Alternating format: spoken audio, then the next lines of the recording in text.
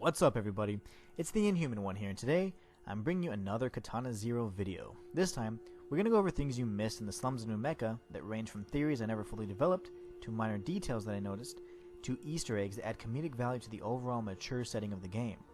But before we begin, I want to make this a bit more interactive. If you happen to already know everything in this video, then leave a dislike. If you learned at least one new thing, then leave a like.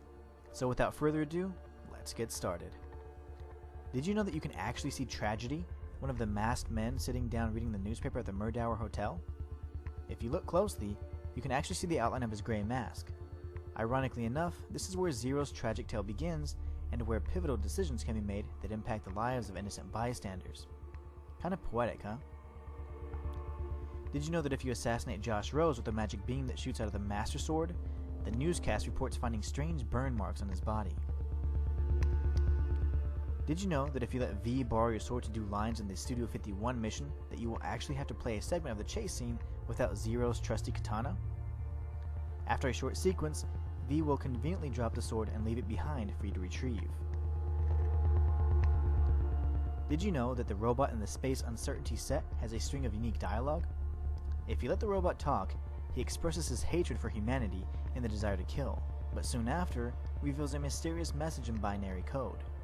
I was actually really excited about this one until my wife decoded it for me and let me know that there was no Easter egg at all. In fact, the message, when translated, states, "Sorry, no Easter eggs." Did you know that you can easily bypass one of the most difficult sequences in the game? That's right. If you avoid triggering the sensors in the room that has the TV screen in the slaughterhouse level, you can skip the constant sniper fire and the security lasers. All you have to do is sever the wire connected to the TV and voila. Did you know that once you reach Leon von Alvenslieven's crowd chamber, there are a series of tapes suggesting that Josh Rose was the one that stole the missing chrono supply that is referenced throughout the game? Another interesting thing to note is that Leon only has one arm and seems to be incredibly old and frail, dying immediately upon his exposure to the elements. Was this due to his personal experimentation with Chronos? It was Leon, after all, that designed the Null program during the Cro-Mag War. If he was a user, then he would have the precognition to know that Josh Rose would eventually come for the chrono supply and prepare the pre-recorded tapes. Another possible scenario is that the war went on much longer than we are led to believe. In-game dialogue seems to simply imply that the war ended 7 years ago, but several sequences, including the church scene, allude to the fact that the war could have taken place much longer than that.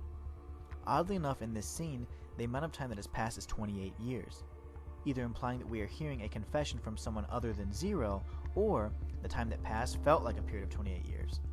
Based on the dossier on Zero at the end of the game, we know he is 22 years old, which lends even more credence to the theme of Zero's distorted perception of time. Now here's some questions that I have. What the hell are the people doing suspended in tanks? Are they being harvested for Chronos? Are they subject of another secret Null program? Are they aliens? I mean, what's going on there? What about apartment number 643? Is there any way to access this room? If you're not aware, there's a special set of dialogue from the receptionist requesting you to meet her at room 643, if you flirt enough. I searched everywhere and couldn't ever find it. Some other theories I just never had the time to develop revolved around the religious references throughout the game, namely the relationship between the Leviathan and Behemoth toys. I also contemplated posting a video that focused on the Christian, Muslim, Greek, and numerological references in the game as well, but tying those concepts together was more difficult than surviving Chronos withdrawals. Trust me. Personally, I believe that many of these mysteries may very well remain unsolved. It's my understanding that the developers intended to create a sense of confusion, frustration, and doubt in each and every one of us, so we can get just a taste of the distorted and twisted world that Zero experiences day in and day out. Perhaps we will get a solid answer to some of the questions that remain in the form of a future DLC, but only time will tell. Pun intended.